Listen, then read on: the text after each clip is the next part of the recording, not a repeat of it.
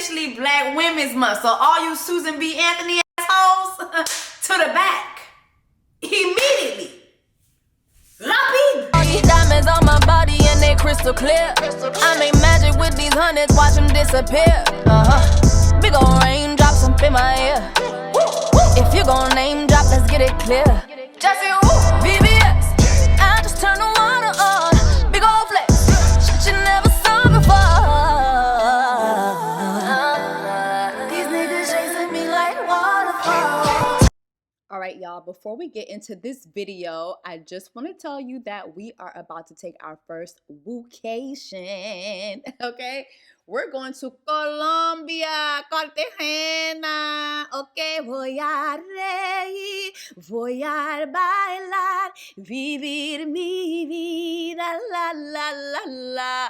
Yes, honey, I'm so excited. So if you want to join me for our first woocation, and when I say first because there will be plenty to come, make sure that you visit woocation.net for all the info that you're gonna need for this trip. We got the itinerary, we got the hotels, we got the party pass, we have the trip info. Everything that you need to book this trip will be on the site. I'm really, really excited to do this. I think it's gonna be so much fun to get together with y'all and start taking these lit ass trips. You guys, whenever I show you guys that I'm going out of town, going out of the country, you guys always like the things that I get into. So I look forward to exploring different countries with you guys. I've never been to Cartagena.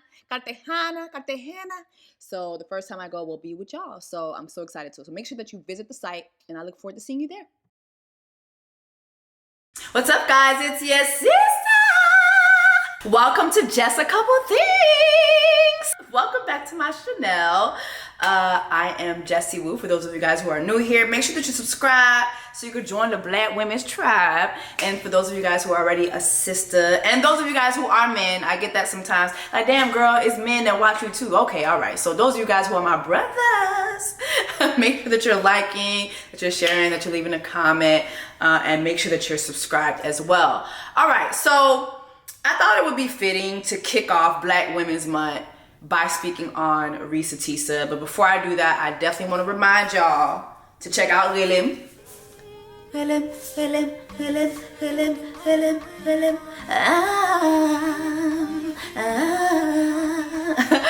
RELEM is my single that I released back in November. Make sure that you check out the video. It is here on YouTube. If you can't find it, it is in the description box. Also, y'all, Waterfalls is coming. You know what's so funny? I recorded Waterfalls 4 years ago. 4 years ago. And I was looking for an intro song for my YouTube, because I was like, the cool girlies on here, they be having their own original songs for their YouTube trailer. And I want to be one of the cool girls. Like, I want to be cool. And so I was trying to find something. If you've been watching me for a while, you know I had a podcast called Brownies in the City, and I actually did the theme song for that. Thank you for being my bitch. It was so cute. You're my right, you're my right, you're my rider. I can't remember the words. Not me forget my own music, but so I was like, man, I was like, do I want to record something? Or I have a lot of unreleased music that I haven't used for anything. So I was like, you know what? Waterfalls has always been cute. Let me just use that. It's been just crazy to see you guys' response, because I thought Waterfalls would be corny to other people. I've always loved it. I've always listened to it around the house, in my car. But I always thought it would be corny to other people because it just comes in so hard. And like, I'm just like riding the beat, and I'm like, you know,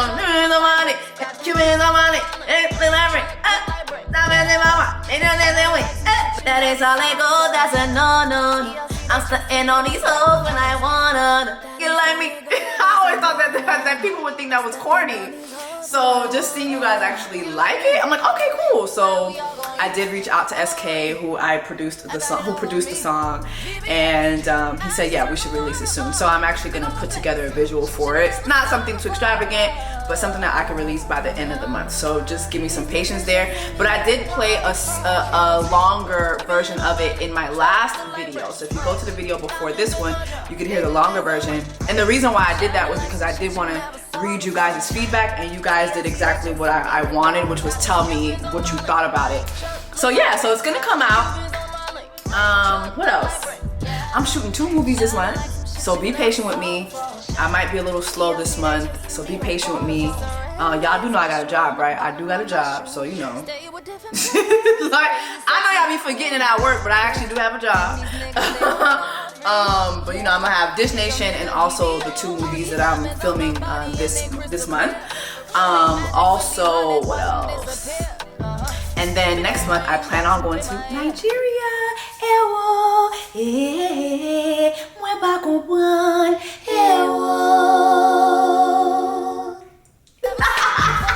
I do plan on going to Nigeria, and the reason for that is because I do have a song coming out with Young Willis, who is a huge producer out there.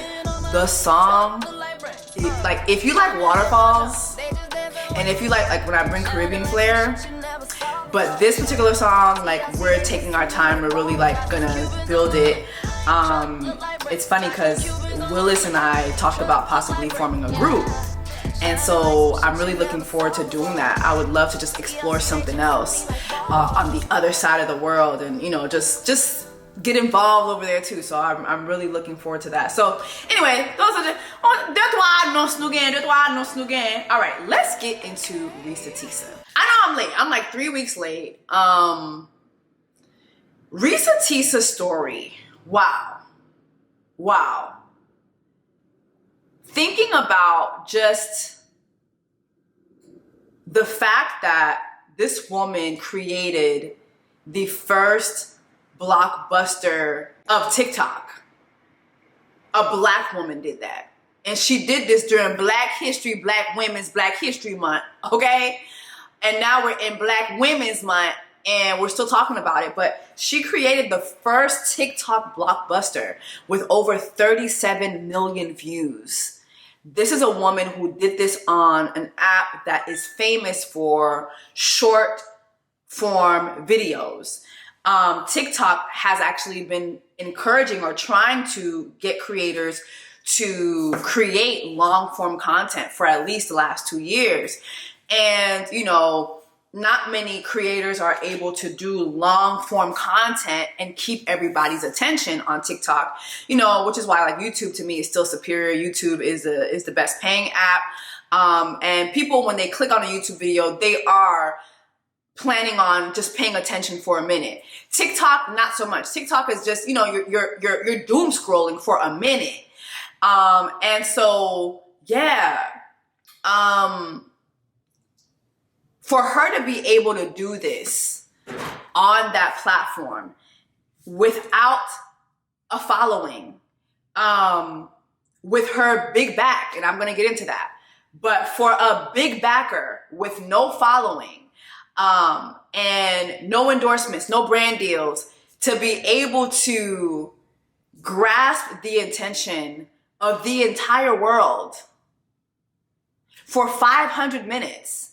It is phenomenal.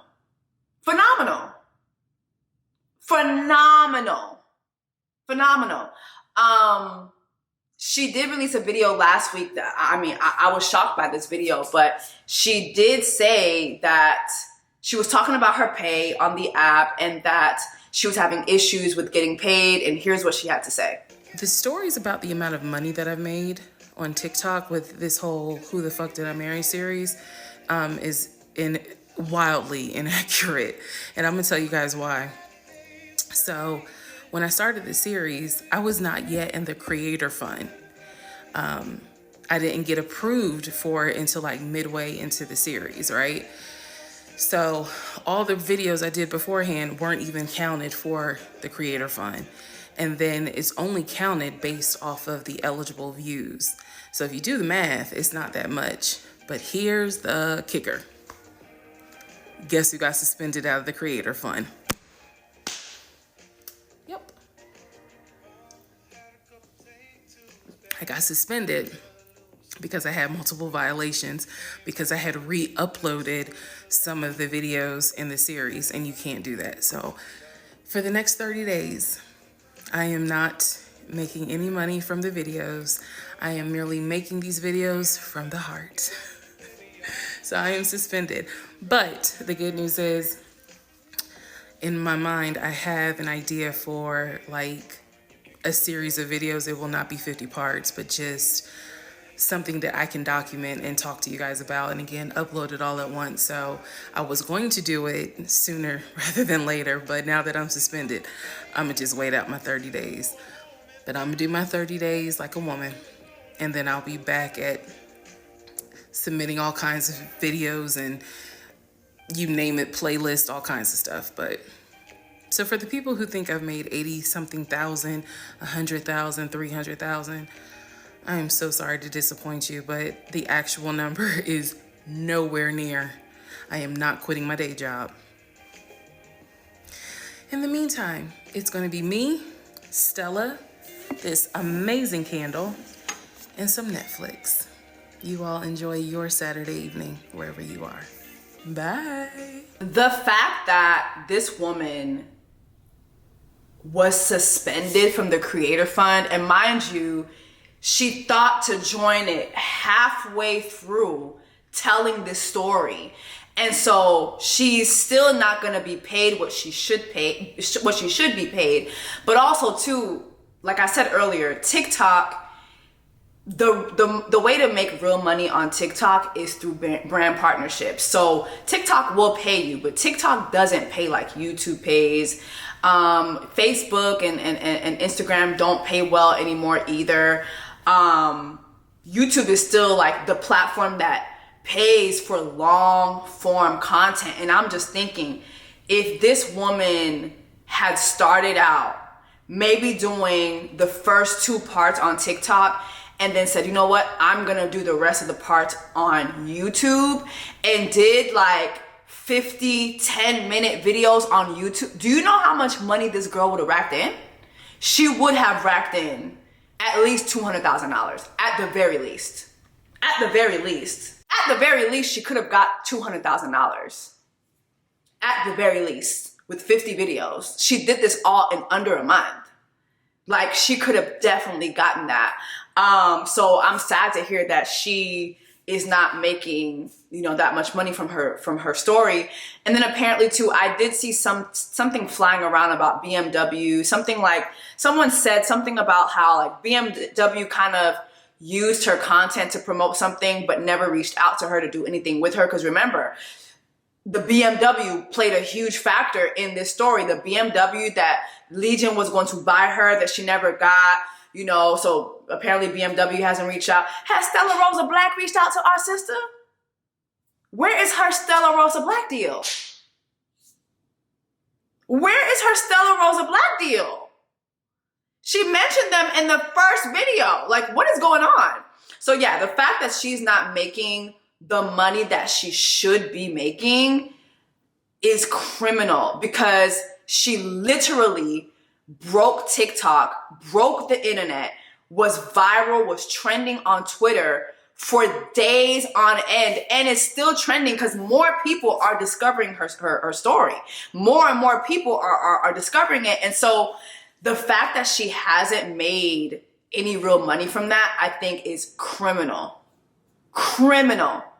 And once again, you have Black women, Black people, but specifically Black women during Black Women's Month, setting a new standard, breaking a new record, and what does she get for it?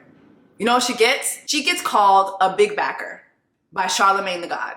I'm gonna be honest with you, man. I hear a lot of big back behavior. Does she have a big back? She do give Sheila that was driving up the mountain. Okay. What's your thing with big back? No, I'm just saying, because in a situation like this, some of you big backs, y'all gotta stop being so thirsty for a man. Big back belief isn't like everybody else's belief. Okay. It don't matter how big her back is. No, it don't. it does, because this is big back behavior. What negative comments have hurt the most, I guess? The ones where they say, she did this for clout.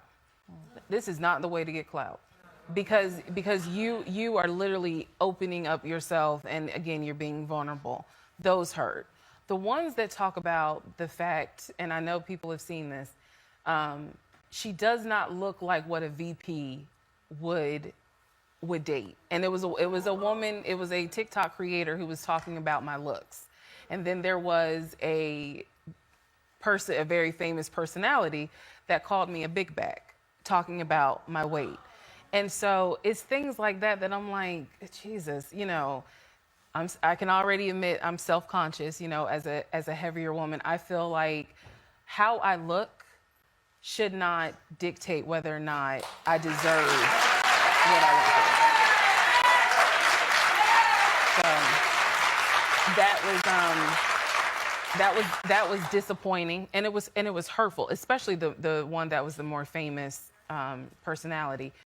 I think Charlamagne saying that Reesa Teesa has big back behavior and this is a big back behavior problem because women with big backs tend to be in this situation. It was such low-hanging fruit, especially for someone who claims to be a mental health care advocate. See, this is the problem. You have people who advocate for certain things that they actually don't believe in and don't actually practice. Mind you, his co-host, DJ Envy, was supposed to be a real estate entrepreneur specialist, and look at what happened with that. Look at what happened with that. Him and his business partner were found to be in the business of swindling people out of hundreds of thousands of dollars. Swindling people, thinking that people were going to be investing in real estate that didn't even exist. These people sit on these platforms and they claim to specialize in things that they don't specialize in. And the general public is so impressionable. So impressionable. You see someone with a blue check, you see someone in you know, you see someone on a platform like the Breakfast Club, you see someone, you know, on television shows and they're hosting panels, and you think that they're legit. Whole time they're a swindler. They don't even believe in what they're preaching to you about. And so here you have Charlamagne the God, who is a mental health care advocate, who could be using his platform to educate people on why these types of women are targeted. And his best rebuttal to all this is she has big back behavior.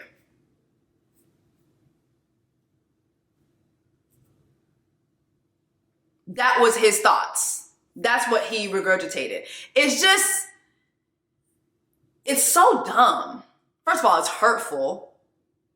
It's hurtful because it's as if we don't see every day beautiful women. It's as if he is purposely obtuse to the fact that beautiful women every day get swindled by men. Look at Portia Williams. Just 2 weeks ago, she was Portia Gobadia. Now she's Portia Williams. She got married to someone who she believed had a certain amount of wealth. Now she's down to the courthouse demanding that the courthouse protect her finances and demanding that he doesn't have the right to conceal his finances so that it could be proven that she has nothing to do with his financial woes. Mind you, they were only married for 15 months. The same thing, ain't that the same as Reesa Teesa? Swindling has no respect to your shape, your size, your race, your looks, your features. Swindling is for everybody, okay? These swindlers do not care. You can get swindled. You can get swindled. You can get swindled. Everybody can get swindled. Swindling happens at different levels, okay? Legion was a swindler, is a swindler. He swindled her out of a place to stay. He swindled her into letting him live with her. Okay? Look at Mary J. Blige. Is her back big? Look at what her ex-husband did to her. Swindled her out of paying child support for children she didn't birth. Look at Halle Berry, Kelly Clarkson, Sherry Shepherd. The list goes on. You ain't gotta have a big back. You ain't gotta have a big back to get swindled by these niggas. These niggas will swindle you. They target certain women that they have their specific targets for how they want to swindle you. I'll never forget when I talked about the LA Swindler. If you want to go back on my YouTube channel, you could look up the LA Swindler. A pastor from Huntsville who went on to be an actor now, an acting coach, an actor, a spiritual advisor. an entrepreneur, a podcaster, all these things. Okay? Told me he left the church because God was calling him to be an actor. The whole time he has swindled the church out of hundreds of thousands of dollars. So he was fired from the church. While he was the pastor, he was swindling faithful members of the congregation, men and women, out of their drawers. There was one girl, after I did my swindling story, she came to me and she gave me proof. He baptized her, then fucked her. Swindled her out of her coochie in the name of the Lord. Okay? Using God to swindle somebody out of some coochie is crazy. Okay? That same girl, once he moved out to LA, he told her he had felt on hard times and he needed thousands of dollars. She sent it because that was her pastor.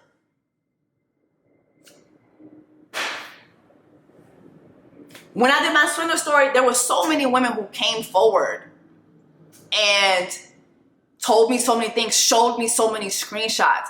And one thing, and I said this in the video, I'll say it again. Although nothing significant happened to me, that man was trying to swindle me out of $10,000. He was trying to see how much money he could get out of me, if he could get $10,000 out of me. Oh, this church wants me to preach at this conference. I'm like, okay, go ahead and do it. Oh, but I don't know. You know, I left the church a couple years ago. I don't want to go back. I feel like I would be going backwards. I was like, well, don't do it. Well, they're going to be paying me $10,000. I was like, okay, do it. Oh, but I don't know. I just feel like it would be a move. I'm like, well, then don't do it, boo. Then I look up and he's down to the conference. And when I looked up the conference, I know they ain't paying him no damn $10,000. But he was asking me for the $10,000. He was trying to find how I could give him the $10,000. And when I did my swindler story, so many women came forward about how much money they gave this man. Found out about a female pastor who he made abort a baby for him, who was also giving him money, who actually helped him get a house last year. Like, it's crazy. Mind you, this is post my swindler story. And one thing that stuck out to me were all of the women that he targeted looked similar to me. Dark-skinned girls, chocolate girls, you know, maybe a little caramel, you know, and they were all successful in their own right. They all had things going for themselves. And what he did was he presented himself as someone who had a lot of money, someone who could take care of you, someone who believed in God, you know, and then all of a sudden, the pity story starts. Mind you, this man had a fleet of cars, a Rolls Royce, BMW, a Wraith. Like, it was crazy. Crazy. Then it's all, you know, my mama, she tried to commit suicide, and I don't know, oh man, I'm not really doing as good as I think I should be doing. Oh man, they about to shut down my podcast studio, and you know, like, and literally like the pity stories start. And women would give him money because they wanted to support. It wasn't just about supporting him, but this is a man of God who's spreading the word of God, still actively doing it on socials, doing Bible study. You know, I got to deliver the word. You know, people are donating. People are giving him offering. They wanted to help him continue to spread the word of God. Whole time he was spreading his dick in men and women for their money. Swindling women. And the only reason why I stopped telling, like, because I did a part 2, and I went really easy on this nigga. The only reason why I stopped a lot of the story was because I was going to have to start naming celebrities. I'll give you one celebrity name that came up that this man was trying to con. And if I were to tell y'all how this man was trying to con this lady, but the name was Missy Elliott. This man was trying to con Missy Elliott. And he was using his daughter, who he adopted at 29, and she was 21. Or no, he was 29, she was 19, I think. And he adopted her because God told him that that was his daughter. Mind you, when I went to stay with him for a couple days in LA, his daughter wasn't there, but his daughter's sister stayed with him. But the sister never came out the room while I was there for 3 days. That's when I was like, oh, no, something ain't right. Something's not right. He wasn't eating unless I would eat. Like, I'm talking about breakfast, lunch, ain't eating nothing unless I would eat. I'm like, okay, you want something to eat? I'm like, and never offered to feed the girl who was in the room. She never came out her room. I was like, what is going on? Then come to find out, I tell my friend the story, and he's like, girl, something tells me this man do not. Something tells me that this man owes money on that apartment. He called the building. This man owed almost $40,000 in rent. Now, I had the mindset to just put things together, but a lot of people don't pay attention and they don't ask the questions. They don't do the research. And so they end up like Portia. They end up like Reesa Teesa. They end up like Mary J. Blige. They end up like Kelly Clarkson. They end up like Halle Berry. It's not about big bags. It's about when you want to believe what you want to believe about a person. Because you're ready to settle down. You're ready to just move on. You don't want to be disappointed. You just want to have your happy ending. I had some initial thoughts about the Reesa Teesa story, and here they are. You know what fascinates me about Reesa Teesa's story? She held on to this man because he performed one good act of service. One good act of service. Sis was going to meet this man first date at Cheesecake Factory. For all she knows, she was headed down to the Cheesecake Factory. She was going to have a miso salmon, with the potatoes on the side, with the asparagus, with a Georgia peach, with some warm, hot brown bread on the side, baby. No Cheesecake Factory slander. No Cheesecake Factory slander is accepted on just a couple things. Okay, let's just get that straight. All right? Because I know how y'all do. Acting like y'all too good for pumpernickel brown bread. She's on her way to the brown bread. And she pops her tire. She calls this man. She's expecting, oh, let's reschedule. No, this man comes to meet her, buys her a new tire. How often does a man do something like that on the first date? Surely the man who bought her a fresh tire within the first 24 hours of meeting her would take her to London. Surely the man who bought her a fresh new tire within a couple hours of meeting her would buy her a new BMW. Surely that man who bought her a brand new tire within a couple hours of meeting her would buy her a house. Surely a man who bought her a fresh new tire within a couple hours of meeting her would buy her a new home. Surely that same man who bought her a brand new tire within a couple hours of meeting her would buy her. That's what he's supposed to buy her. Surely the same man who met her within a couple hours of meeting her, bought her a brand new tire, would meet her at the altar in her white dress. Surely she could have a child. She could have her name dropped, her eggs cracked, for a man who brought her a brand new tire within a couple hours of meeting her. Do you know what that tells me about this woman? And I'm so happy she took responsibility and she said, I thought it was my turn. And she even said, I was desperate. But you know what I want to add to that? That woman is a woman who had not been served, either ever or at least for a very long time. No one had served her. Think about that. How many women are walking around unserved? How many of us grew up serving others, eldest daughter? How many of us grew up in households where you were expected to serve, where you were brought up to serve? Then you get married, you're serving. You go into society, you're serving. You're a woman, that's your role. And a lot of times as a woman, no one is serving you. And so here you are, you meet a man who serves you immediately. She held on to that. She held on to that. And while a lot of us don't have the Reesa Teesa story to that degree, because a lot of y'all are Reesa Teesas, let's just keep it a buck, a lot of us can relate to that because you meet someone and they perform one good act. And then here you are holding on to hope that there must be more good acts of service to come behind that, to follow that. When I initially posted that video, a lot of you guys were in the comments like, well, Jess, he also was paying her bills. So he did like multiple acts of kindness because he was also paying her bills. The reason why I didn't count that was for two reasons. Number one, she said herself that her bills were not that expensive.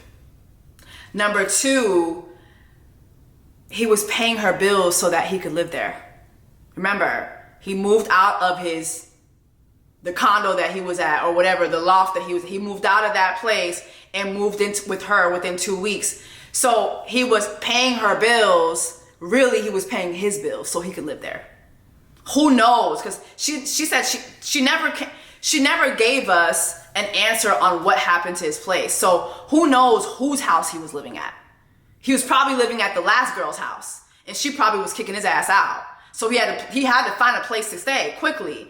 And so him moving in with her, I don't feel like that was an act of service for her. However, I do recognize that she did say that it was intoxicating having someone pay all of her bills, even though they were not that much. Okay, she didn't have a car note. She was driving an old car.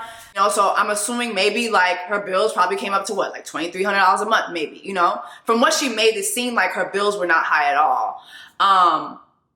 But again, I can see how intoxicating it is to have someone pay your bills. I can stand here and tell you, I have never had a man pay a bill for me. Not once. Not a cell phone bill, not a light bill, not rent, not a car note, not car insurance, gas bill, nothing. I've never had a man pay a bill in my life. In my life. So if a man came into my life right now and was paying all my bills, I think it would be intoxicating. Now, are my bills as low as hers? Absolutely not. Absolutely not. But that is why it would be intoxicating. That is why it would be intoxicating. Okay, because I have big girl bills. I have big girl bills. I own a home. You know, I have big girl bills. You know, I'm grown. I own all my shit. You know what I'm saying? So it would be intoxicating to have a man pay my bills right now. But I've never, ever had a man pay a bill for me. You know what else comes to mind too? Do you guys know how hard it is to find nice men? Like men who will offer to do things for you. Just for you. Because see, the only thing Legion ever did for her was get that tire taken care of. And to be honest, the more I think about it, I really feel that that man popped her fucking tire. Something tells me that Legion is responsible for her tire going out on her on the way to Cheesecake Factory. My sister never got her brown bread. She ain't never get her miso salmon. She ain't never get to wash it down with a Georgia peach on the side. I really feel like that man popped her tire. And that set everything into motion because, again, I've never had a man do something like that for me. First date, I've never heard of a man doing all that. The first date, they haven't even met you yet. Y'all haven't even split a brown bread baguette yet, and he's already buying you a tire? Never heard of that during Black Women's Month. Never heard of that. So something tells me this was a scheme that Legion set up to come to Reesa Teesa with the bullshit. Because it was too perfect. It was too perfect. And he was so ready and able, like immediately to go into action and buy her the tire. Baby, no. I really feel like he was the reason why her tire went out. And he did that one act of service that was totally for her. But again, I want to say, like, do you guys know how hard it is to find nice men? Kind men? Selfless men? A man who will do for you immediately? It's hard. It's hard. It's hard. And some people will say, oh, well, maybe you're not looking in the right places. If you watch my channel and you're a regular here, you know I don't date. 2024, I went on one date. Y'all saw me go on a date last weekend. One date so far this year. Last year, I went on 2 dates. So we'll see when the second date is. But I don't really date. I don't date. I don't get asked out on dates like that. Yeah, I don't get asked out on dates. Don't go on dates. Some of my friends will say, oh, well, maybe, you know, well, guys probably think you're high maintenance. I don't know. I'm not going to dumb myself down, but I don't think I come off as high maintenance. But is there a lot of maintenance going on? Yes. It is a lot of maintenance going on, but you a man. Shit, the fuck? You supposed to maintain it. The hell? Shit, that's your job. That's your role. That's the whole man. Maintain. That's the man. Maintain. You can't spell maintenance without man. Okay? Like, what is going on? Up in here. Yeah, I don't go on dates like that. It would be very nice for a man to offer to pay my bills. I would love it. Can you pay my bills? Pay my telephone bills? Pay my automobile? Okay? Come and pay a bill, please. Let's go back to the original video. I mean, this video is why Reesa Teesa was able to swallow us. Have you ever been swallowed? Have you ever been swallowed? Swallowed up. Swallowed. Have you ever been swallowed? Swallowed up. Swallowed. Have you ever been swallowed? Swallowed up. When I tell you this first video swallowed me up, speaking of getting swallowed, child, I haven't been swallowed since September, Lord.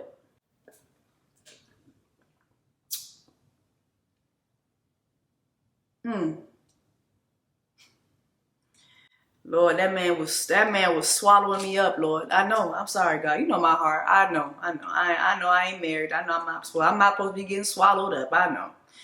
But that little handyman was swallowing my ass up. Swallowed. Okay, I'm sorry.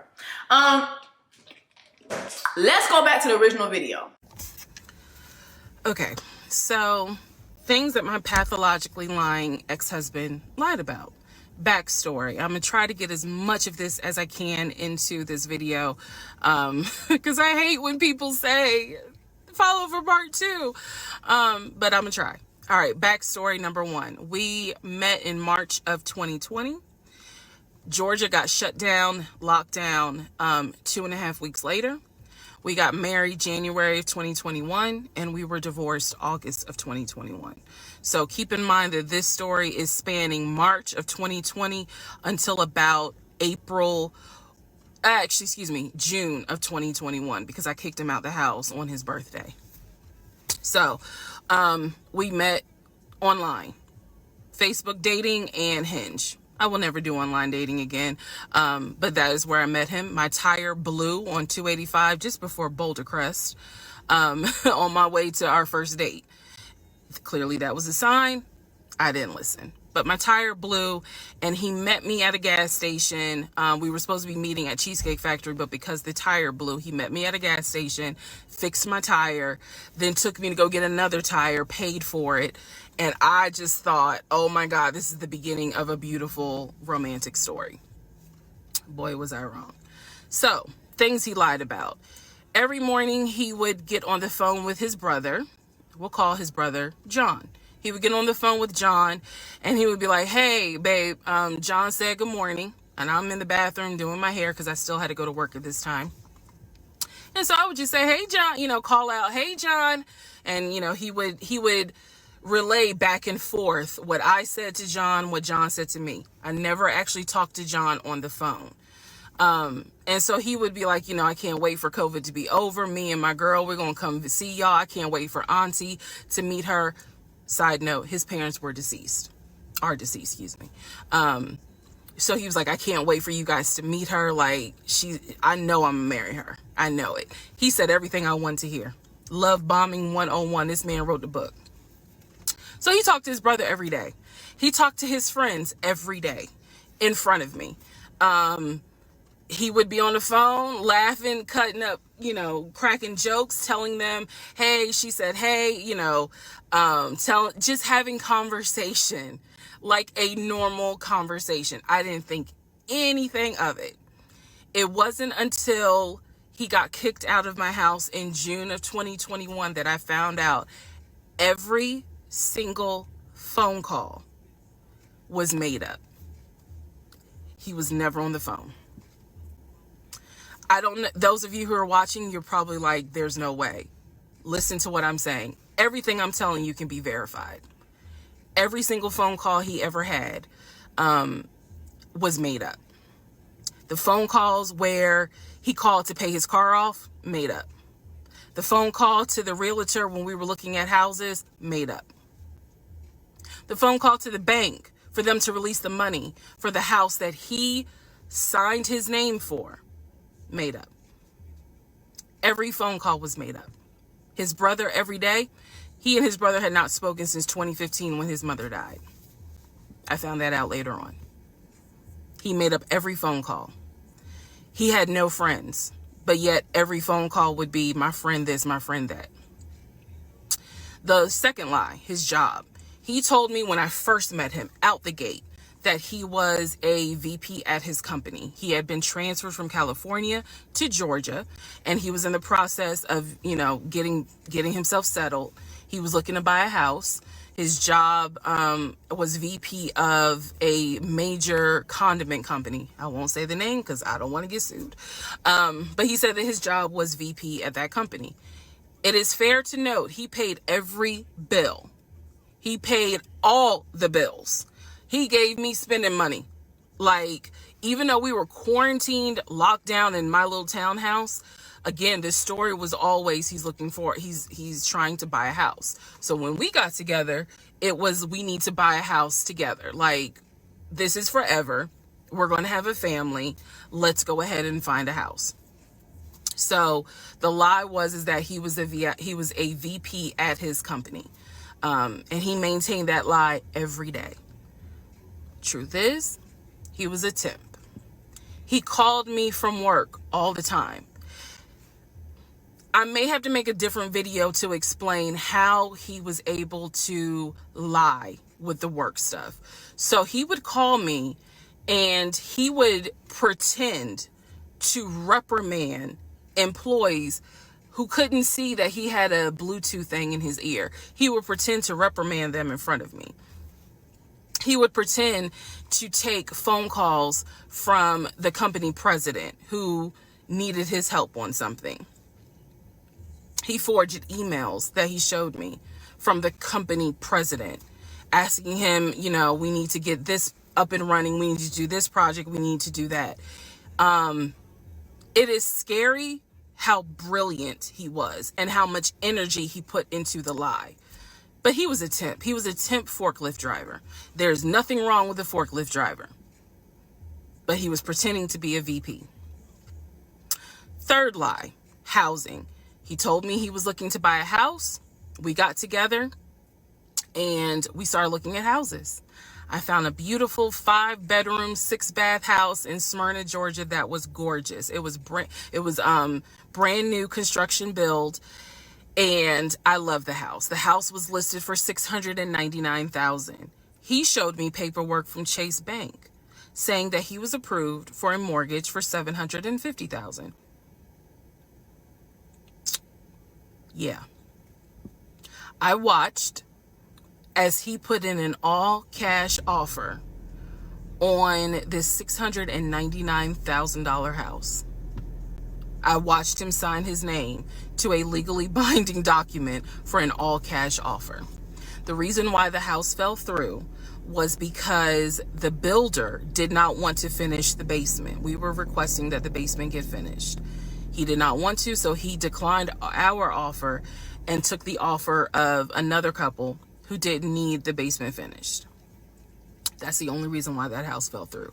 I see now where God's grace protected me because, well, it really protected him because legally I was not his wife, so I was not on the mortgage for that home. So third lie had to do with housing. Fourth lie had to do with baby. So I got pregnant, lost the baby. I was sad at the time. I am not anymore, but lost the baby, had to have a D&C. When I was in the hospital, the doctor called him to let him know you know, she'll be discharged, because again, this is COVID, so you could not go in the hospital at the time when I had the surgery. So the doctor called him and said, you know, she's going to be released in an hour and a half. He pretended to be his own executive assistant. And so he said, you know, Mr. James is in a board meeting, but I'm his executive assistant, David. How can I help you? You can let me know what's going on. Obviously, the doctor wouldn't do that. So she just said, you know, please let him know that Miss So-and-so will be ready for pickup in an hour and a half. He told the doctor he's in a board meeting until about, for about another 30 minutes, and then he'll be on his way. I should have only been in the hospital for an hour and a half. I was there for 3 hours. Because again, he was a temp forklift driver, so he couldn't get off work. But I didn't know that at the time. So those are just some of the things that my pathological lying ex-husband did. There's so much more. I have severe PTSD. And I know it's my fault. I know that I did not trust myself. I did not pay attention to the United Nations of red flags. I did not pray. And I am paying the consequences for that. So there's nothing anyone can say to me, girl, you was dumb. I was desperate. I wanted to be married. I wanted a family. And I thought it was my turn. And instead, I got pulled into something my brain could not even comprehend. And guess what, guys? What I just told you is only 5% of the story. So yeah, let me know if anybody knows somebody at Lifetime. And also, if any of you got any sort of gift cards for Stella Rosa Black, I'll take those as well.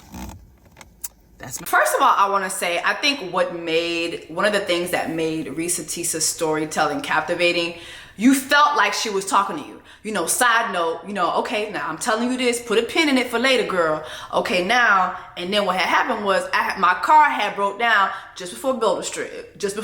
My car had broke down at Boulder Crest. And then, like, it just felt like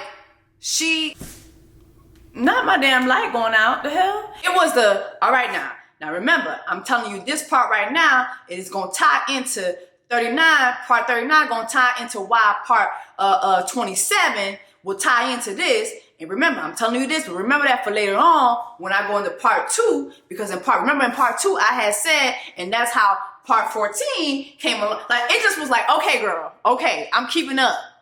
This story is swallowing me. I am getting swallowed, okay? I am Noah. I am Noah in that damn whale, okay? I am Noah in the belly of the whale. Swallowed, okay? Swallowed up, all right? The story is swallowing me. I'm swallowed.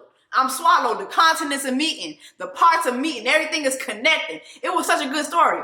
But going back to that first part, you would think if your tire blows out, you would think that's a sign. But no, my sis saw signs and wonders.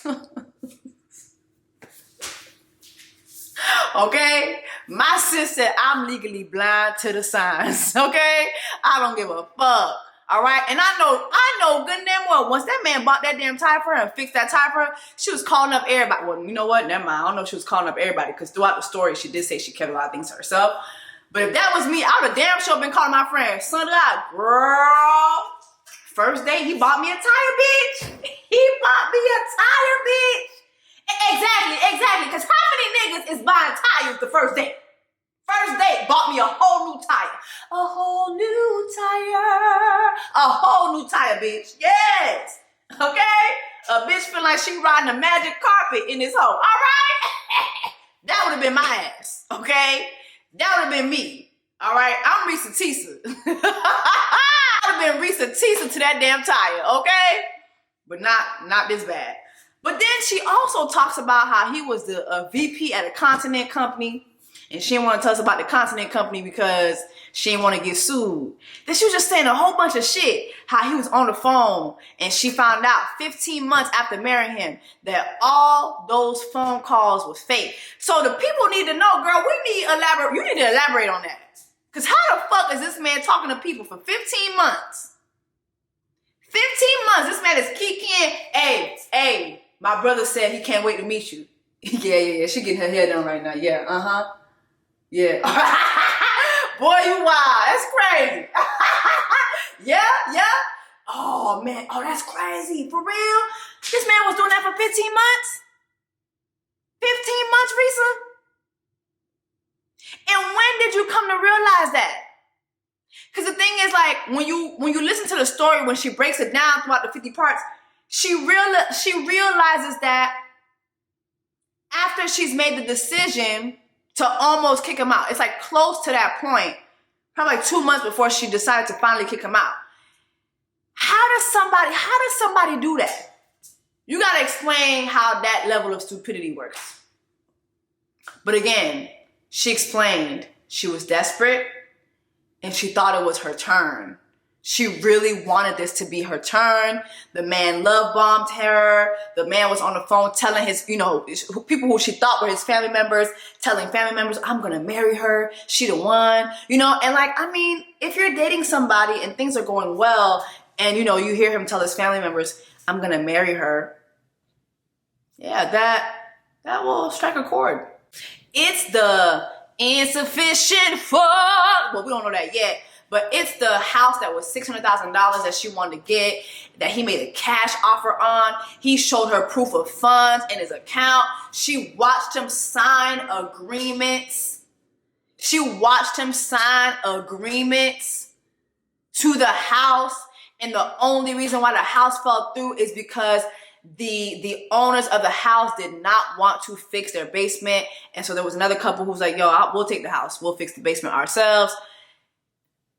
It's the baby that she almost had, but the baby passed away.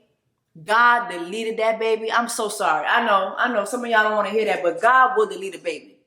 In Jesus' name. The state of Texas won't do it. So you know what? God will. God did. God did.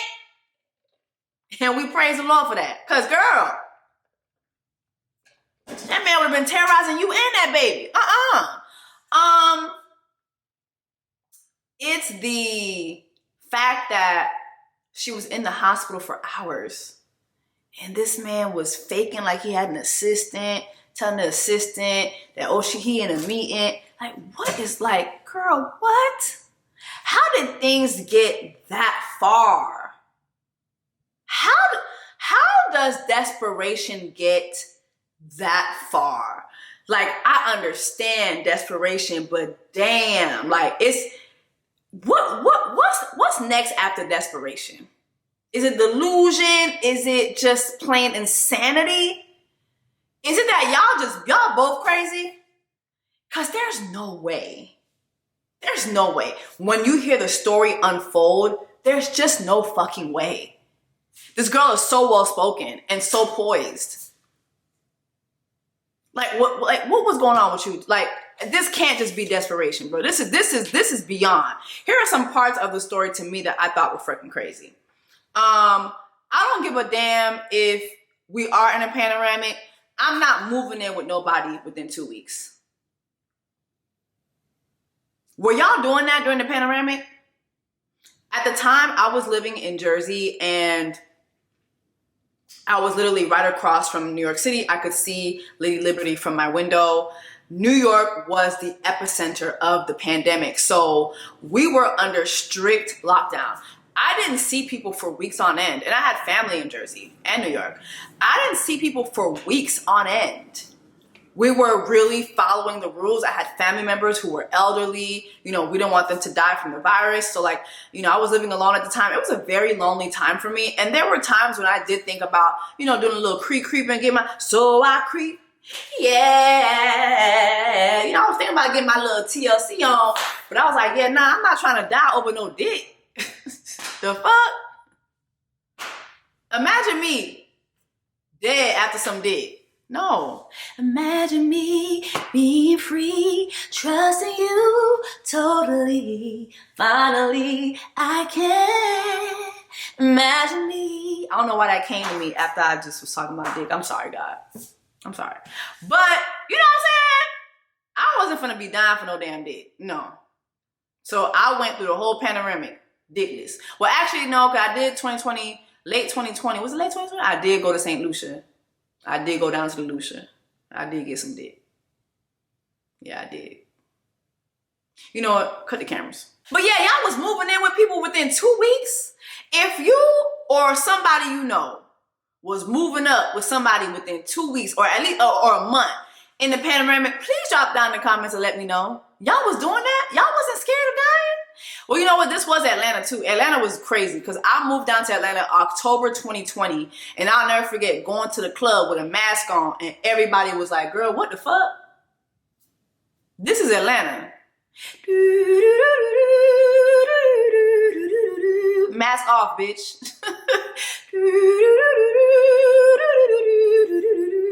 Mask off, girl. We not doing that, okay? The cure for COVID is in the hookah, okay? Like, people was looking at me so crazy, too. I was down to Blue. Y'all ever been to Blue, the hookah spot? Child, I was down there with my mask, like,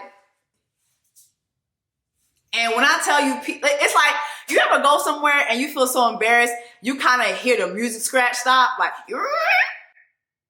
and everybody just looking at you. The fuck this pussy asshole got that fucking mask on, bitch. Take that motherfucking mask off, bitch. You in Atlanta. Like, that's how I felt. Like, it just was crazy.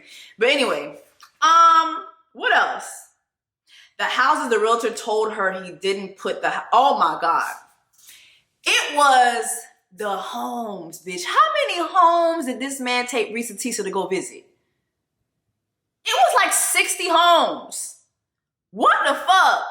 And my thing with her was, it got to a point, like, halfway through, like, on house 30, you had the realtor tell her, ma'am, I need proof of funds. What do you mean you need proof of funds? Legion showed me that he has the funds in his account. The realtor was like, girl, no, them funds ain't it. I need proof of funds. She's like, well, what happened? Because remember, it was a house it was the dream house, right? And he told her the house, he told her that he put the house under contract. She believed it because she looked online. She kept checking up on the house. The house was under contract. Here go the realtor. Girl, he ain't put that house under no contract. It must be on the contract with somebody else, not with Legion. I'm still waiting on proof of funds. And it got to the point where that realtor was like, baby, I can't work with y'all no more. Y'all ain't got no money. Bye. Y'all ain't got no money. Insufficient funds. You ain't got no money. You ain't got no money. You ain't got no damn money. Come on now. The fake story about her ex showing up to her house while she was at work and he was at home. Do y'all remember that part of the story she said? I thought that was crazy. When he called her one day and was like, yo, your ex showed up. She's like, what? Yeah, your ex came over looking for you. And she's like, what was his name? I didn't get his name. What was his description? He gave a general tall black man description. Or medium-heighted black man description. Just something that you could generalize. You know what I'm saying? And she was like, I don't know. There's no way. Like, my ex wouldn't just come to the house looking for me. There's no way. Then she goes to the neighbor the next day to ask the neighbor for her camera footage. She looks on, I think she looked at her camera footage maybe. I can't remember exactly, but I know for sure she went to her neighbor, asked her neighbor to see her camera footage. The neighbor said nothing came up. Nobody was at your house, like, around that time that you say. Nope. And I looked throughout the day, like, nobody came to your house. Nobody was at your house. Why?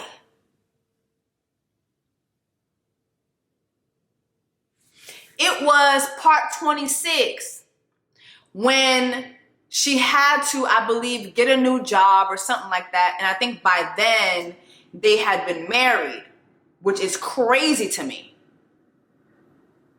Which is crazy to me, considering everything that had already happened before they married.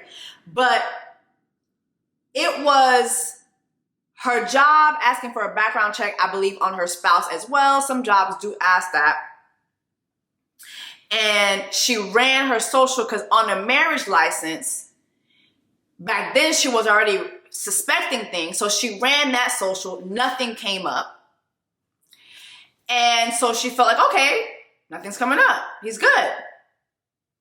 But apparently that was the wrong social. She asked him again for his social. And when she runs the social, she sees that this man had lived in Georgia, Rhode Island, Pennsylvania, nothing in California. Remember, this man said that he had left California and had just moved to Georgia not too long before they met, had found a condo, whatever, was living there for a couple months before he was about to buy a house. And so they were meeting each other just in time for him to buy a home because he wanted to settle down, get married. She wanted to settle down, get married. So boom. Remember, he had told her he had lived in Georgia, played arena football, went to, I can't remember what school it was that he had said that he went to, but also said that the school was NAACP regulated. So she's looking up this social. All these other places come up, but nothing in California. She goes to him and she says, are you sure you lived in California? Yeah, I lived in California. Well, I looked you up. Nothing comes up for you in California. Remember, they did a background check for you at my job. Nothing from California comes up. Oh, well, my daddy had applied and paid for me to be a private citizen. A private citizen. And she's like, well, you said you played arena football.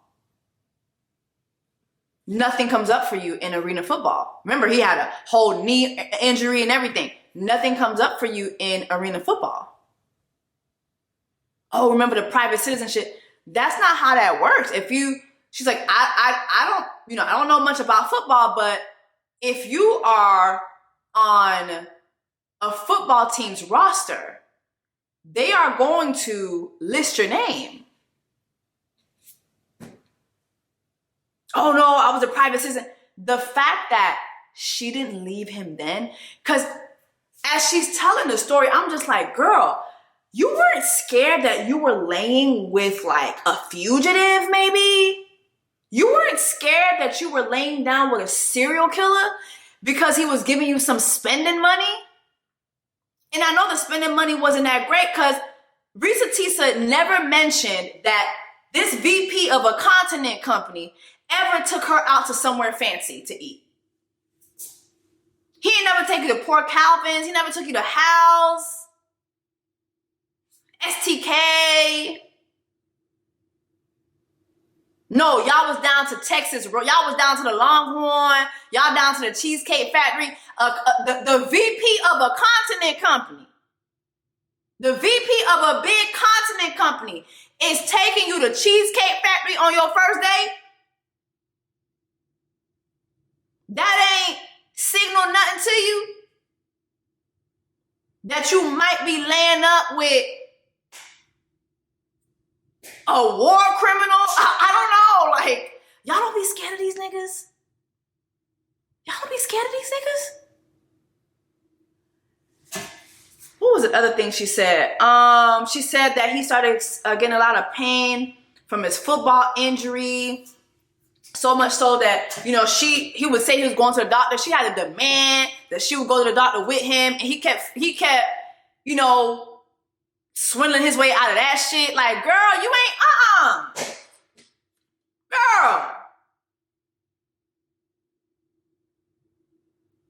The story about the stepson, the call from the stepson saying that the stepdaughter had died from COVID. Remember, he said in his past marriage that he had two stepchildren with his past marriage, and that he had divorced that wife because he caught that wife cheating. And so now, but he was still close to the stepkids. And so you had the stepson that called and said the stepdaughter died from COVID. He found her dead in the apartment, and they had not heard from her in a couple days. And he asked if it was okay if he could send his ex-wife $2,000 or his ex-stepchildren $2,000 towards her funeral. And Reesa Teesa was like, of course, yeah, anything. Like, yeah, like, of course, we can send that over to those children. Of course, yeah. But then something told her to search him up in Atlanta, and she finds out that he filed for divorce in Atlanta and was married in Georgia. So he lied about being married and divorcing in California. So she looks that wife up, gives a call to the wife. Well, actually, before she even did that, she looked them up. I think she went down to one of the courthouses that she said she went down to a courthouse and she made an open records request. And she found out that the wife had filed divorce, not him. And that the wife was granted a pauper affidavit saying that he was so, no, that she actually said that and then she found out that Legion, she finds this out through the paperwork, that Legion filed a pauper affidavit saying that he was so poor he could not afford the fees for the divorce.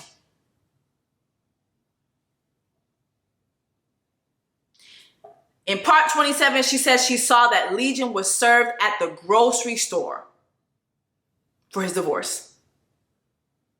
This man was working at the grocery store. Mind you, this is the VP of a continent company.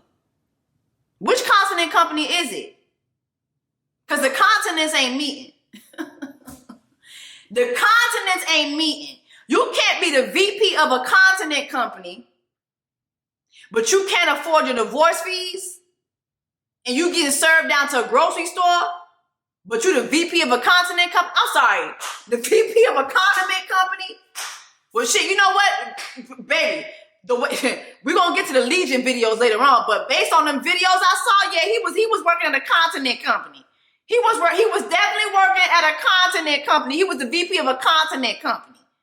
Not no damn condiment company. He was not working at no damn ketchup or mayonnaise or nothing like that. Okay? Let's move on. She calls the ex-wife on some, Barbara, this is Shirley. When I tell you I cried laughing when she did that shit, I hollered. Barbara, this is Shirley. I screamed. I felt swallowed. I felt so swallowed, okay? She said, phone call with the ex-wife. She used Barbara. She said the wife was silent. As soon as she said, Barbara, this is Shirley, the wife was silent. And then she just started laughing. Okay? And she said, if you are calling me, I know it's bad. She confirmed that that man is a pathological liar. She said that the address on Legion's license actually belongs to his last girlfriend and fiance, I believe, or wife that he had, that he did the same thing to. Reesa did ask the wife about her daughter, but she couldn't find it in her heart to tell her that Legion had told her that her daughter died. But the ex-wife said, oh, the daughter's fine. My daughter's fine. The ex-wife gave her the name of the wife from Legion's license. And so Reesa goes to dig up the obituaries from, I believe it was his mom's obituary. Mind you, Legion had told her he had 2 sisters. There was no mention of any sisters left behind from his mom. She was able to find another girl's name, and I think that name matched the name that the ex-wife had given her over the phone. I mean, it was so much shit going on in this story. And I think that was just part 29. By part 46, so many things had happened. She had put him out the house, and I guess he realized, listen, you can't put me out of the motherfucking house. Mind you, too, I thought she was going to mention this, but, you know, she put him out the house because she realized he was lying. And so she literally told him, like, if you don't leave right now, I will kill you.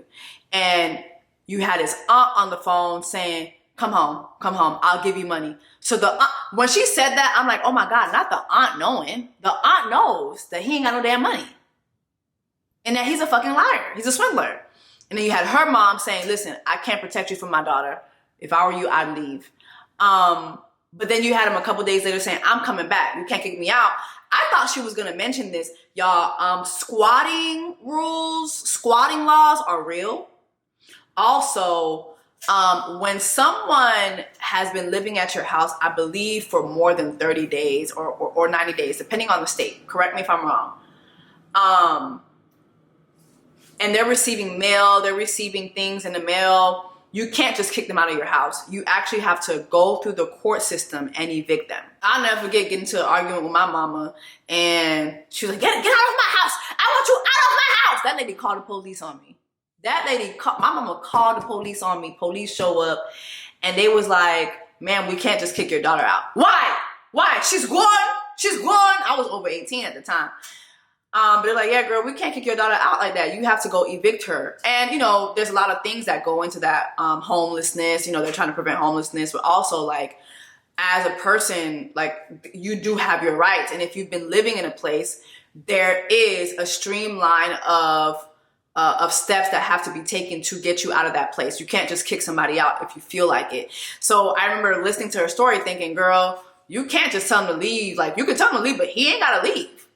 Mind you, too, she gave the story of when he left the house. She found, by that time, he was in the other room. He had been extremely sick. He had the injury from football that he never played. And she said that when he left, when he was leaving, she realized that going into that room, she realized that he had a whole bunch of gallons of pee. He wasn't eating. All he was doing was drinking Gatorade. This man wasn't even getting up to pee. He was just peeing in bottles and gallons and whatever. Like, if it was a Gatorade bottle, if it was a water bottle, if it was a gallon, he was just peeing in those gallons and bottles, and he would leave it around the room in her home.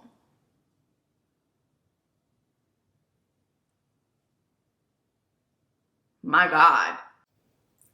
I just, for the life of me, I mean, there's so much to this story, but those were the parts that stuck out to me.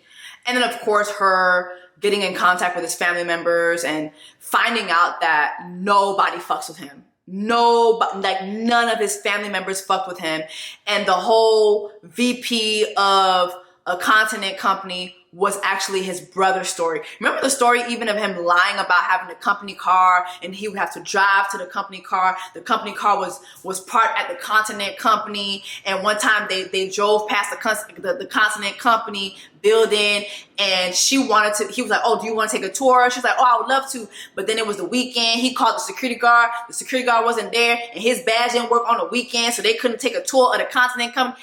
Like, it just was a lot. And it's like, girl, you really sat through all of that? Legion is crazy, but Reesa Teesa, no. Some marbles were loose there too. I'm sorry. Because then when you have Legion coming forth and speaking, revealing his face. We're going to talk about first, shouldn't do in a relationship, or should do. Don't be afraid to text your partner in the morning. Tell them good morning. Tell them you love them. Even though you just told them that when you left the house, don't be afraid to tell them so. Text them and say good morning. What's up? You know what I'm saying? How's your day going? Especially if you don't live with the person or something like that. That kind of brightens up their day. You know what I'm saying? Just to hear from you. That's tip 1 from your boy. Stay tuned for tip 2, tip 3. We're going to do these all day.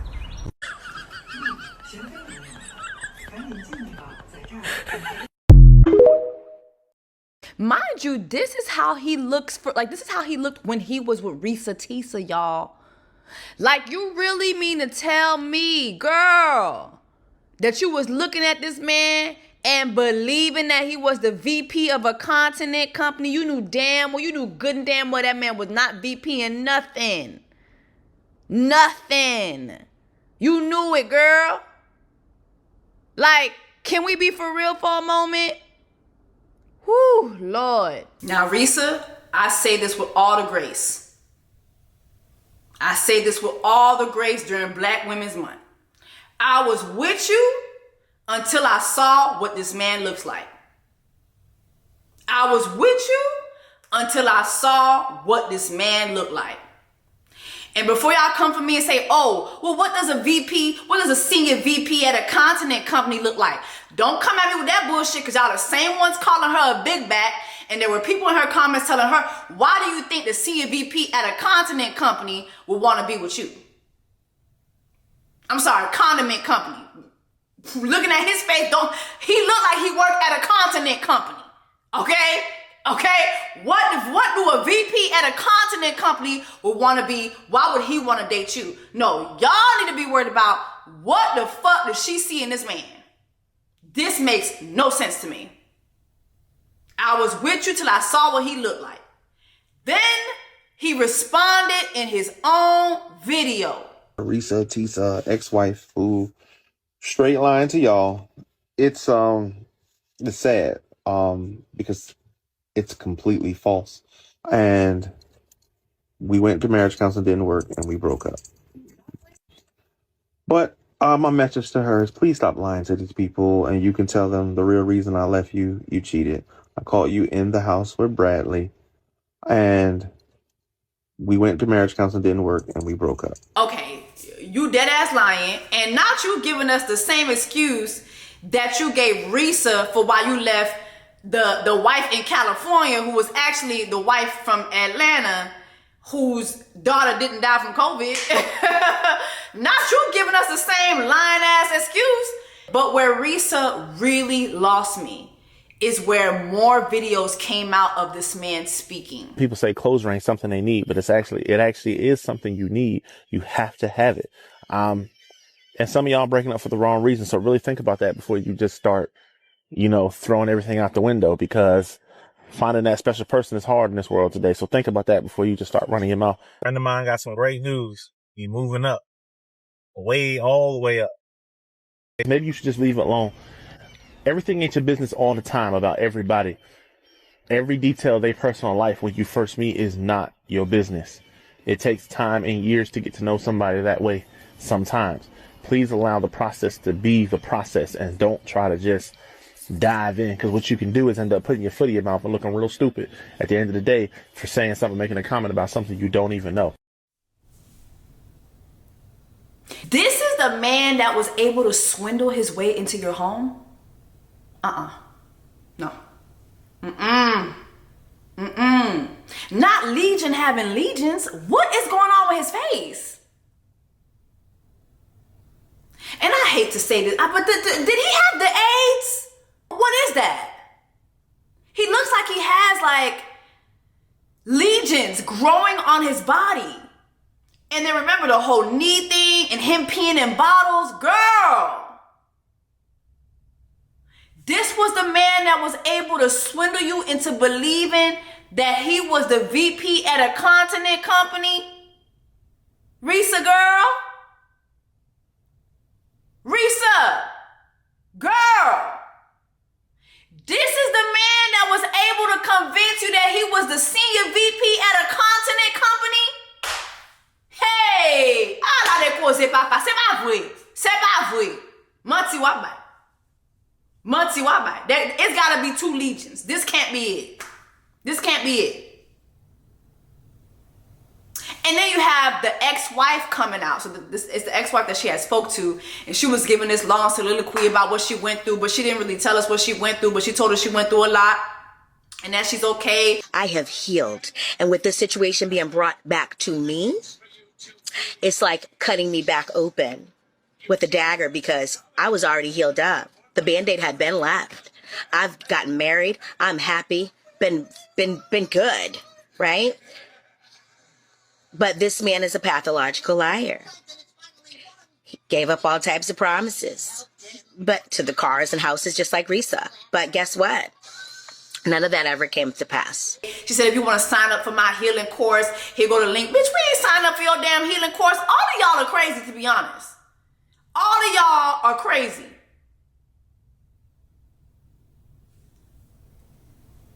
No, ma'am, I'm not signing up for nothing, okay? I'm not signing up for nothing. I'm going to support Reesa. Reesa, I'm going to support you. I'm going to support you, sister. Even though you dumb as fuck. I'm sorry. No, you need to get checked. You need to get checked. And thank God she said she got checked and she didn't have any STDs. She didn't have anything. This man didn't give her anything. But I need you to actually get checked for real. Because there's no way this man was able to get over you like this. No. Because there's no possible way a man looking like that, speaking like that, should be able to get over on you. That's not desperation. It's something is loose. There was a screw loose or something. Maybe around that time you were going through, maybe there was a satanic attack on your life. Something was going on. No, because there's no way that man was able to get over on you like that. He doesn't speak well. He doesn't look well. Those teeth. You the senior VP at a continent company. And there are cul-de-sacs in between each tooth? No, sir. No, sir. No, sir. No, sir. I'm sorry. No. And to all y'all, oh, well, you don't like a woman that would be with a senior VP of a continent company. Yo, I used to work at a church called Potential Church. And it's in Cooper City, Florida. If you look up Cooper City, Florida, it's very expensive to live there. And it was predominantly white and white Hispanic and then black people. But most of the black women that came, they looked like Reesa Teesa and they were very high value men. I'm talking about principals of schools, senior VPs at continent companies, okay? Why do y'all think that women that look like Reesa Teesa can't end up with a high value man?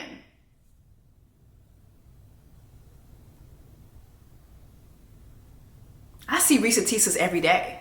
A lot of y'all watching this right now, you look like a Reesa Teesa. Reesa Teesa looks like an everyday black woman.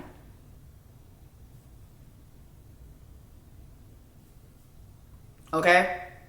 Why do y'all think that these women can't be, or these high value men are not checking for women like that? Don't let the internet trick you. These high value men love big women. The problem is that a lot of them too, they try to conform to society, but they love big women. Okay? I have some women in my life that are big women, and when I tell you they get more niggas than me, swimming in niggas. Swimming in niggas. Getting their free willy on. Hold me like you were my mother. Love me like a daughter. And the whole time I'm over here just dry. I'm in the Sahara Desert. Ain't shit going on. Okay? I don't know what the fuck going on. But my big friends, they be swimming in niggas. And they're beautiful. They're gorgeous. They have no issues getting niggas. No issues getting niggas. No issues getting niggas. No issue getting men too that do good for them. That do well by them as well. I had one of my friends just last week, Zinga. She's on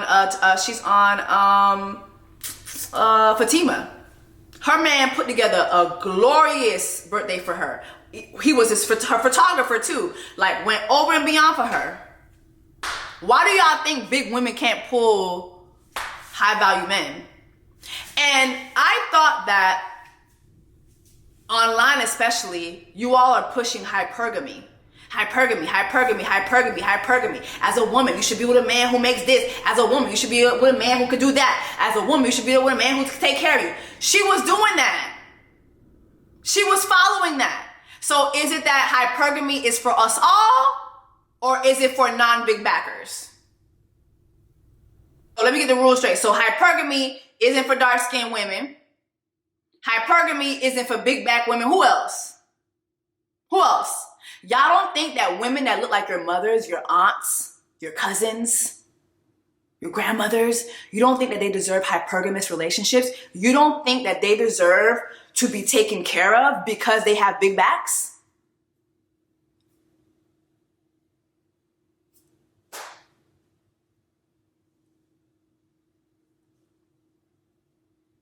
Whole time, look at what this man looks like.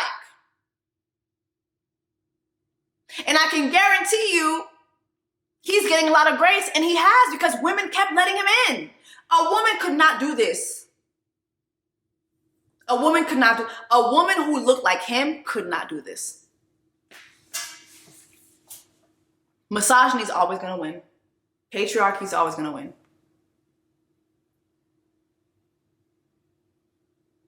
But it's crazy how you guys pick and choose, because it's like when you see women like, for instance, like Portia. When Portia was getting with Simon, me included, my sister done made it. But the difference between me and a lot of people is I would be like that for any girl who was getting it. Small back, big back, medium back. But the hatred that women who are fat get when it comes to dating, it's fatphobia. It's so bad. It's so bad. Is hypergamy not for all women? Y'all are giving Kevin Samuels. Oof. Child, he may be gone, but he did a number on y'all. Y'all are always telling women, pick better, pick better, pick better. That's what she thought she did. Now, Reesa girl, and this is me having a lot of grace for your ass. But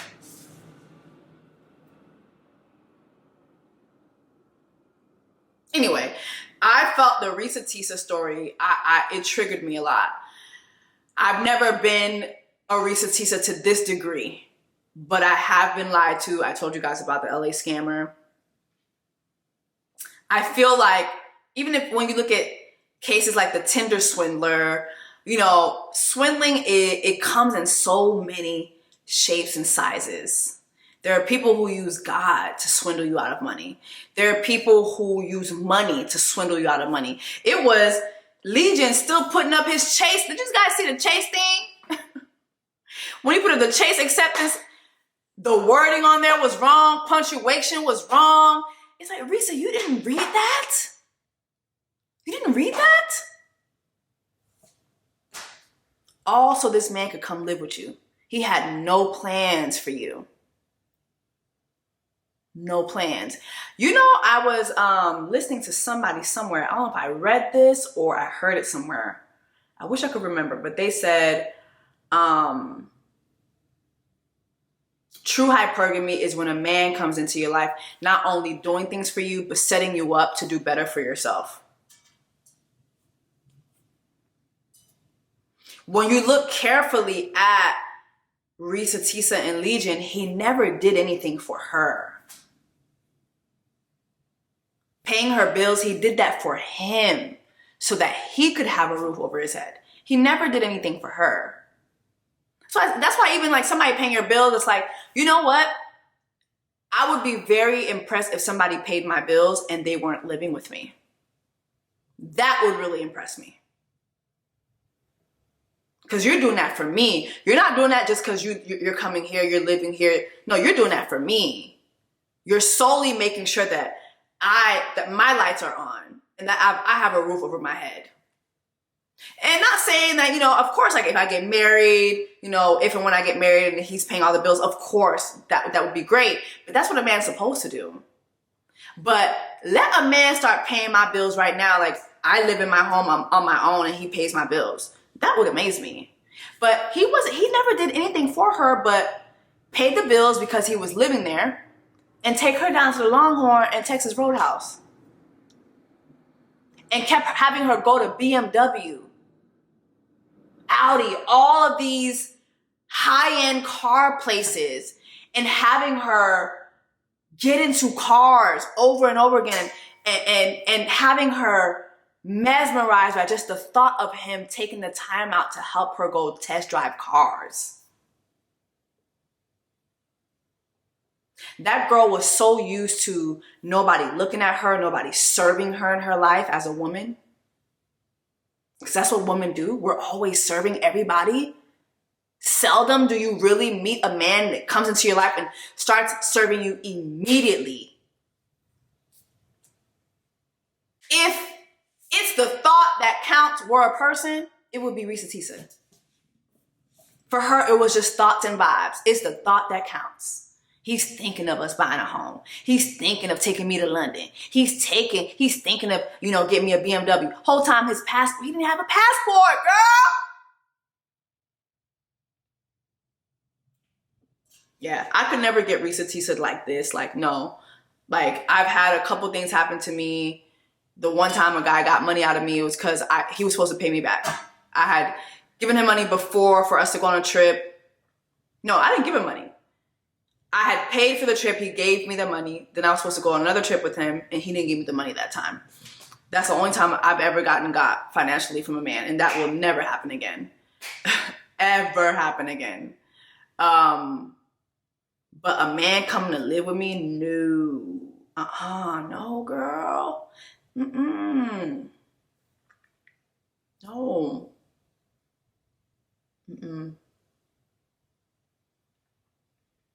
Y'all don't be scared of, like, bruh, you know what, I'm gonna save this story because I am writing scripts, and I think this story is so wild. I want to save it for when I write a script. But I have a wild ass story about this man who came to stay with me for a couple days from Ghana. That is script and stand-up worthy. It is wild. It is a wild ass story. Men are scary. They're scary. And then you know what else I thought about too? Reesa, you was having sex with this man. You was doing the sex with this man. You was doing the sex with this man.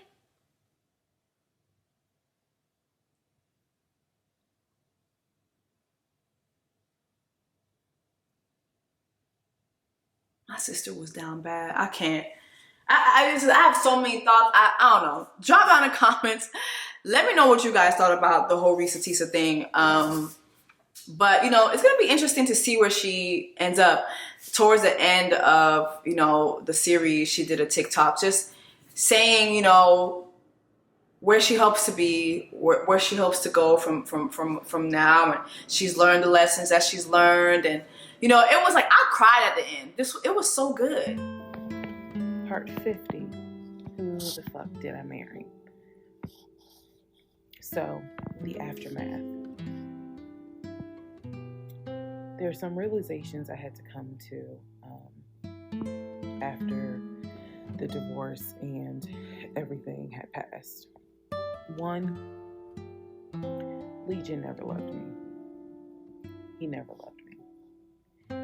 He doesn't love himself, so I know he didn't love me. Number two, he didn't even like me. He watched me get excited about things that he knew I was not going to get. And not even just the possession stuff. Like, of course, we know I was excited to be the woman whose husband is like, I'm taking my wife to London. I was excited to be the woman whose husband was like, yeah, I bought my wife a brand new BMW X5. You have to understand, is all the jokes that we make about the BMW. It was the time and effort that he spent in taking me to dealerships and being sure to put me in the car and test drive the car and, you know, oh, I can see you in this. I like this for you. It seems safe. It was the effort to really make me believe that he was going to get this. Just for him to fuck with me. The effort in taking me to all these homes, to see my face light up as a woman who grew up on welfare, to be able to walk into these 4 and 5 bedroom homes, knowing that he didn't have any money to buy it. Imagine if he had just been honest and said, hey, I like in my free time to go to open houses and just see how the other people live. Imagine if he had just said that versus wasting not only my time, but the wasting the time of the realtors who did nothing wrong. There's a level of cruelty to my ex-husband that I had never experienced before. And God knows, I pray I never experience it again. Just wanted to stop in here real quick and touch on what she just said when she said there was a level of cruelty to her ex-husband.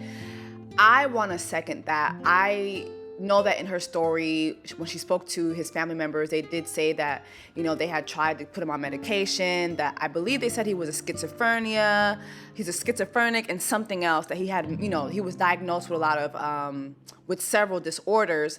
But also, I really believe that one of the disorders that these people possess, these swindlers, it's just pure cruelty. Like, it's just pure cruelty. They love to watch people suffer, especially at their hands, and then be able to come and just, oh, but make it all better, and then make you suffer again, and then make it all better again, and then make you suffer again. Like, it's really satanic, in my opinion. The methods that they use, the precision, the commitment to lying that they have, it is pure cruelty. You know, please go back and watch my LA Swindler videos. There was one thing that a lot of people kept telling me in my comments. Well, you didn't get got and he didn't swindle you out of anything. Why did you feel the need to come online? Because I knew that this man was doing it to other people.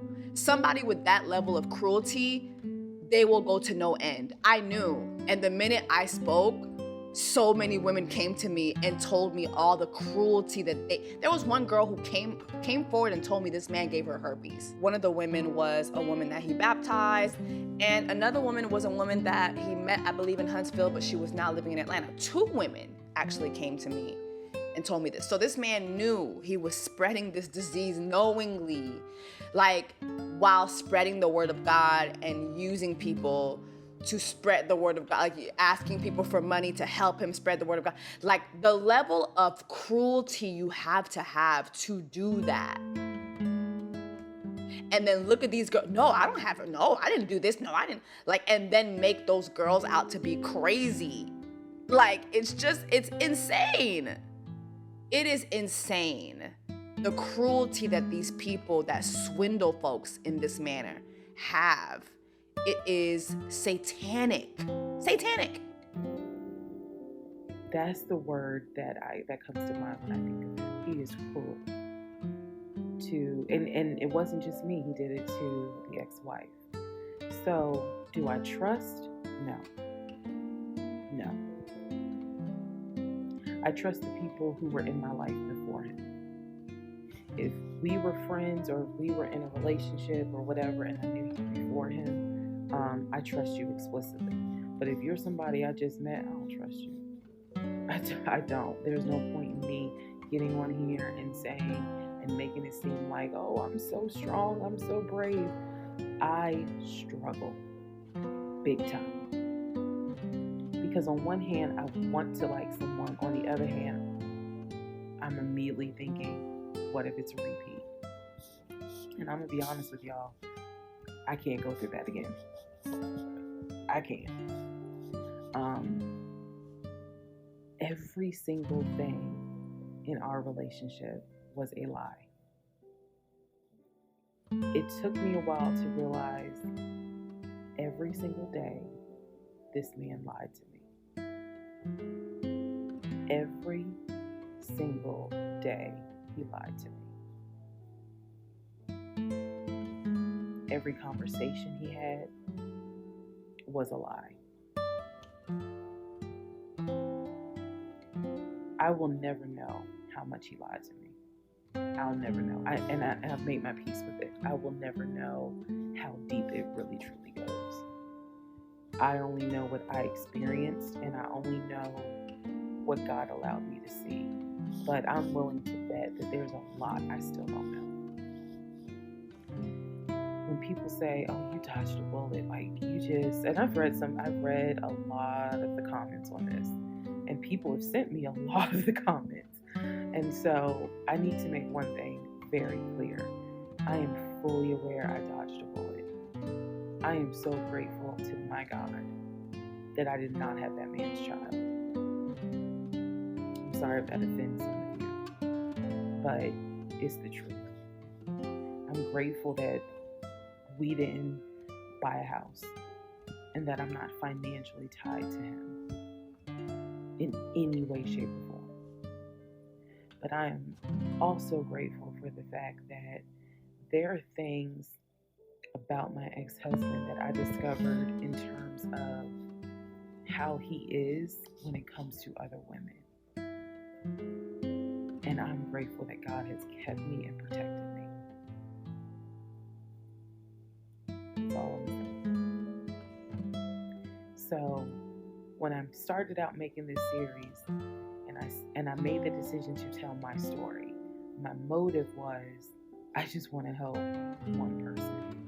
If there is a woman out there who's like, God, I want to be married and I met this guy and something don't seem right, but maybe it's not that bad.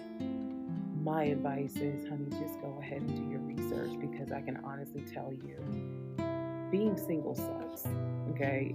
In my opinion, sometimes it sucks, but being married to the wrong person is a type of hell no one should have to go through. You should not have to be married to someone that does not like you. You should not have to be married to someone that doesn't even love you. And I know what that is like. I know what it's like to be told, hey babe, I love you, and yet I swear I think I really, really hope that whatever happens with her story, that she gets a coin for this. She deserves it. This girl made history. She made her story. She made her story. Okay?